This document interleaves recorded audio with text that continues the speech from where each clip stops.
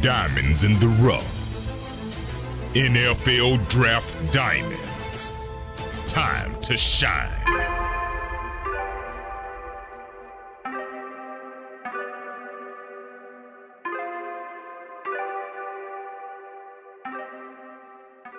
Hi, my name is Jimmy Williams with NFL Draft Diamonds, and we are presented by the Hula Bowl.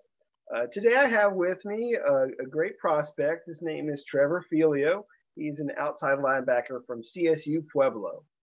How you doing today, sir? Doing good. How about yourself? Doing well, man. Can't complain.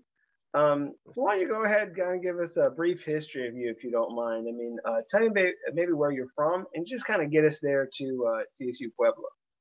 Okay. So my name's Trevor Philio. As I said, I play outside linebacker. I'm originally from Denver, Colorado, born and raised. You know, I went to Cherry Creek High School, got to play under the well-renowned Coach Logan.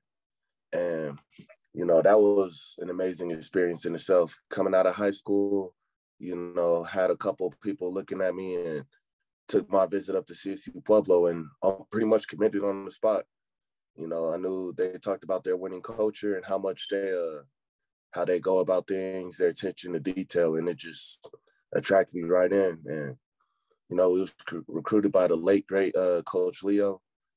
And, you know, he just, that coach was a different cat, man. He just really brought something out of different in everybody. And his goal was, as much as he wanted to make you a good football player, his goal was to truly make you the best man possible. And to this day, I don't think I probably will meet another man who could do something like that. So get to graduate in 2016, come down to CSU Pueblo, redshirt my first year, and we was coming up on our final season, and then, you know, the infamous COVID hit, you know, shut us down for the whole year. And, you know, we was blessed, got all the seniors, we all agreed to come back, you know, did what we had to do to get past all the clearinghouses, and here we are, final 4 games of senior year part 2. Yeah, senior year part 2 for you and a lot of other guys. So yeah, I mean, obviously playing outside linebacker there. When we look at you as a prospect, talk to me about you as a prospect, as an outside linebacker. What do you feel is like the best part about your game? Just kind of describe for your, you know, the scouts and viewers out there, you know, just a little bit about you as a player. Well, you look at me and a lot of scouting reports is probably saying, you know, speed rush off the edge, you know, great pass rusher, which I believe and I know I am. But personally, I've found a new love for being in the run game. You know, the whole idea of pulling guards, coming up, setting hard edges. You know, we attacked the weight room something crazy over this COVID span. So, you know, I feel confident to just go in and throw my body with anybody. So, you know, I line up, I see some tackles heavy on their hands, gearing up for a run play, and that's when I really get excited.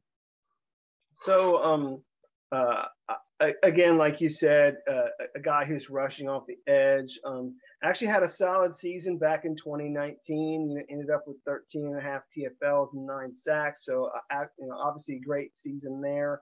And of course, the infamous, like you said, you know, pandemic happened. So, during that whole year of 2020, I mean, I think a lot of people were tested and, you know, maybe like how much you really love this game or really want to be a part of it.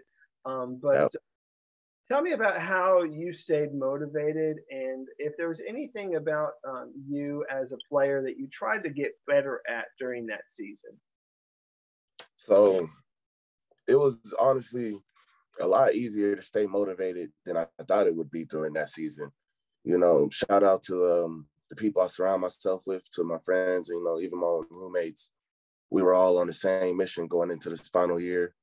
You know, as we mentioned, the late and great Coach Leo, who unfortunately passed away from pancreatic cancer during the pandemic. And that just, you know, continued to add to the fire, turned into a big, you know, rally for our culture. You know, every time we was working out, we knew it was going to be for him. So it was very easy to rather stay motivated. And our notch against our team was as fast as we were. When we got to the playoffs, we felt like we weren't physical enough to man up with a lot of teams from the Midwest, especially teams from like Texas or Minnesota. So that became the focal point our time during COVID. And, you know, when we take the beating that we took in our final playoff game in 19, you hear you have 18 months to lift weights and prepare. You don't waste a second. And that's for me. And we brought as much of our teammates as, you know, we could, and just hit the weight room twice a day, every day we could for that entire span. Yeah, and I mean, obviously, a guy like yourself who is one of the leaders. I mean, you're kind of you know, one of the front runners when you're talking about guys that are motivating people around you. So, tell me a little bit about you as a team leader and captain. I mean, how long have you been a captain, and just kind of tell me what that means to you. Man, it means everything in the world to me. You know, as a kid, when you're growing up playing football, and you always just envision yourself in those situations where you're the team captain, you're addressing the team and all that. And for me, you know, I'm the big, rowdy guy. So I'm the, you know, pre-game, getting everybody pumped up, get everybody screaming. But even more than that, like, when I just keep the energies down, everybody looks to me as like, you know, motivate us, get us going, get everybody fired up, you know, keep the momentum going when we have it, you know, just kind of be like for lack of a better term, the emotional captain of the team, you know, keep everybody's spirits and head in the right place. And I took on this role right at the start of the 2019 season. You know, that's a moment I'll actually never forget. You know, we was getting ready for a game, and all the seniors who did all the hype up stuff was already gone. So when it got to that point, we all just looked around, and I just came from the back of the locker room, started screaming, and the whole locker room got to jumping. And from there on out, and everybody knew it was just going to be my role. Great. So, obviously, a guy there who's, you know, again, one of the leaders. I mean, when you look at yourself as a player, is there maybe a player that's in the league or has been in the league that you either aspire to be or study, or who do you emulate that's currently playing the game? See, I love, you know, a couple of the greats, you know, the Von Millers and the Khalil Macks. I actually study a lot of both of them, you know, how Von is able to use his speed, athleticism, the dip under everything, and just how Khalil Mack is just a physical force. You know, a lot of times, like I said, we was in the weight room. I was proud, got my bench up to nearly 400, got a squat up to 500, make sure that, you know, I'm as strong as possible so I can have a highlight tape that reveals Khalil Max as much as possible. Well, I mean, yeah, I mean, Khalil Mack's obviously one of the, you know, best in the league. So, you know, obviously not a bad guy to look up to. So, you mentioned a little bit about you in the weight room. So, reiterate some of those things there for me, and then tell me about your approach to the weight room, just kind of in general, because I mean, I know that you've gained a little bit of weight since you've been there. So, obviously muscle. But tell me about your approach to the weight room, and just kind of reiterate some of those numbers that you were just saying earlier. I would say my approach to the weight room is definitely matured in my years here, and it matured a lot faster than, you know, a lot of people may have been expecting. And I was at the point where, you know, somebody asked me what was my favorite time of the day, and I truly, like, wholeheartedly believe that it is when we, you know, go lift as a team. You know, he's going there, especially, it's a very competition type environment. You know, everybody, we're in there fired up, you know, between sets, just testing our limits. And it's just a bunch of ironing, sharpening iron. And it's really just an amazing environment to be in.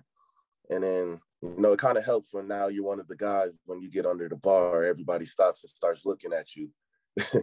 It's a great feeling. It's definitely a great experience. And like I said, we, coming off of shoulder surgery a few years ago, like 3 years ago, is, you know, I'm happy to say my bench has got back up to 370. We was able to get squat up to 500. Well, so we was able to get our cleans, you know, with our new strength coach coming in and an adjustment in how we do our cleans. It was a very difficult adjustment, but able to get that up to 315 and continue to grow confidently. You know, the weight room is becoming an exciting place, and I'm excited to see where it goes from here. I'm kind of jealous that, as I mentioned, we had gotten a new strength coach, and this is going to be my only year with him. and all the ideas he had. I just look at the younger guys like, you guys don't understand how blessed you are. Well, I mean, obviously, again, a person who's growing and has matured into the, obviously the player that you are. I know you've had a lot of great moments during your time there at CSU Pueblo. Tell me maybe about one of your most memorable times, or maybe a highlight of you, like, as a player on the field that you want to share. So is there a play that kind of sticks in your brain as to, one of those great moments? Ooh, I would honestly probably say one of the great moments happened just within this past month. We was playing our rival Colorado Mesa, and it was both, we were 500 at the time. This was a really big win for us. We're finally back at home after a road trip. And it's just in that game, we ended up winning in double overtime. And I went off for like 3 TFLs, 2.5 sacks. And I just remember the last sack was, I was on the sideline. It was third down, like last several plays of regulation before we went into overtime, and the coach called timeout. And I was yelling at our coach to call a certain play to send me on the inside blitz because I had noticed something. And I remember just like hounding him, like begging him, like, please run this blitz. And sure enough, he calls it. We get right through, and, I get there first, and 3 of our D linemen jump on top of me. So, it was fun to be at the bottom of that pile, but to look up and see everybody rowdy, see, the punt teams coming on the field, knowing that, like, we came back, now we're certified, we're going into overtime, and we were confident going into overtime. So that was just a moment that always stick out to me, is, like I said, it's just a captain and a leader, to actually have the power to go up and tell a coach, like, I believe we need to run this play right now. And then the play hits home. It's definitely a moment I'll never forget. Great. So, I mean, obviously being able to hopefully influence your coach a little bit, maybe in that, but it sounds fun. What would you say has been like the best lesson that you've ever learned from a coach? I mean, just kind of over your time there. So, just to be grateful.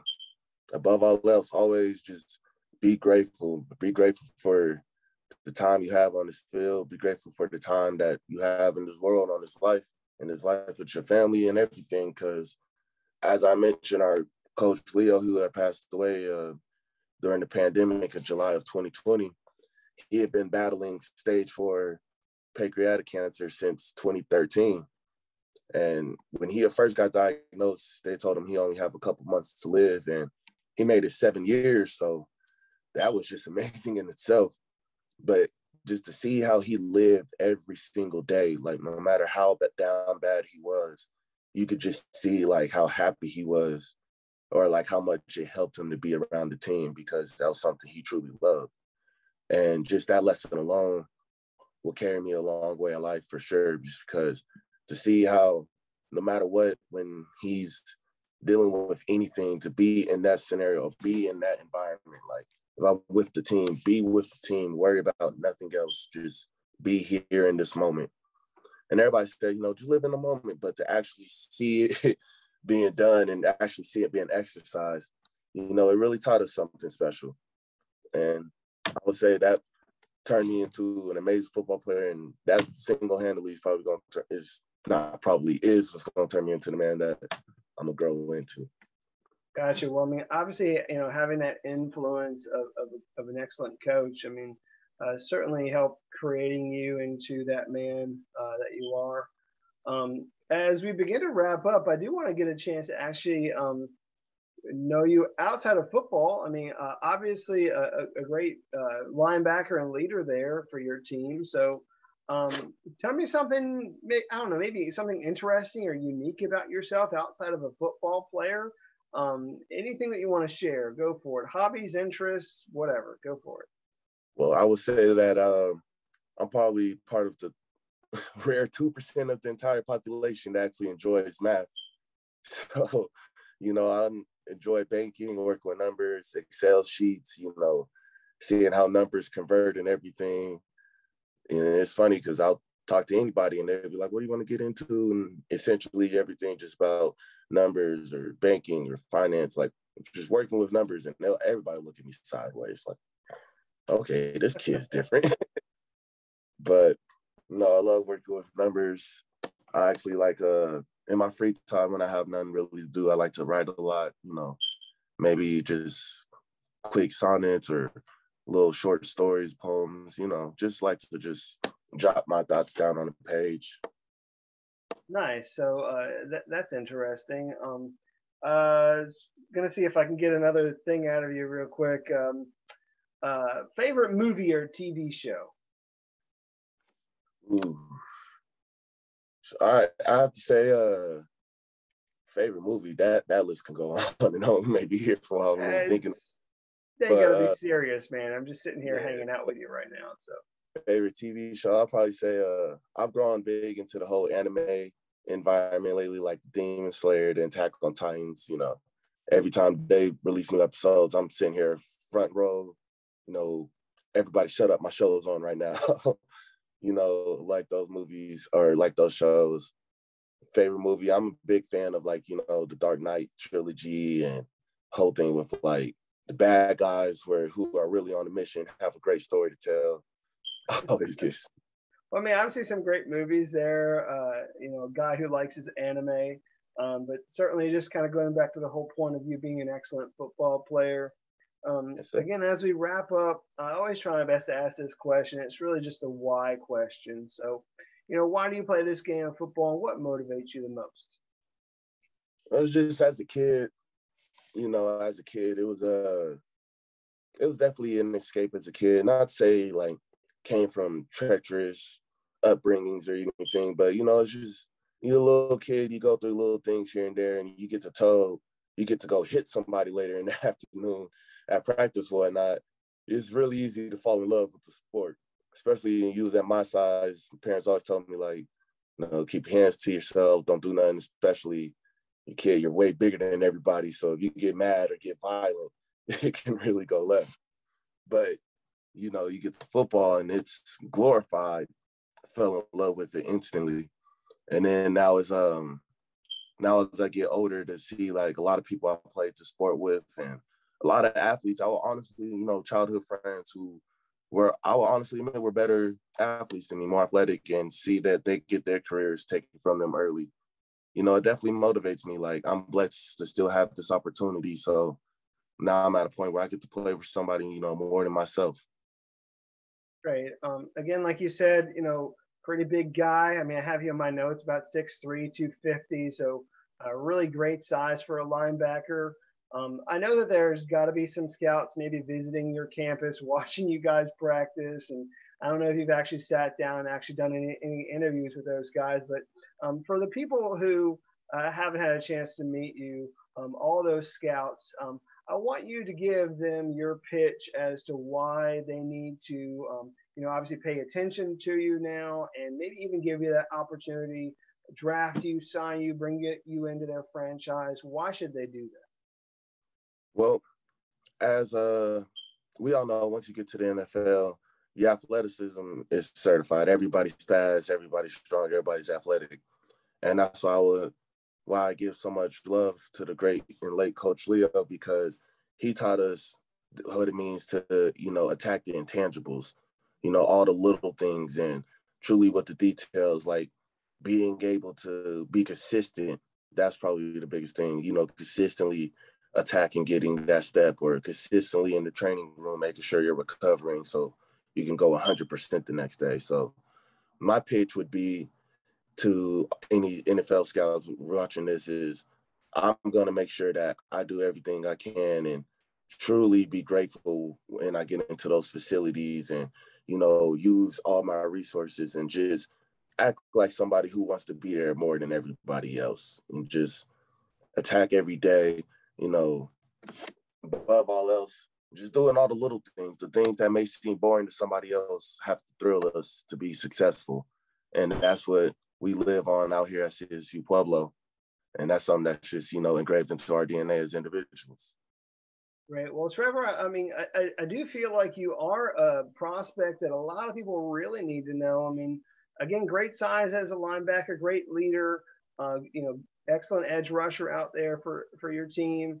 I mean, So many things that I feel like any team would be very thankful to have if they brought you in. So as you finish out the rest of the season, but I do wish you best of luck. Okay. Thank you. All right. Again, I have with me Trevor Philio. He's an outside linebacker at CSU Pueblo. Thanks again, buddy. Thank you.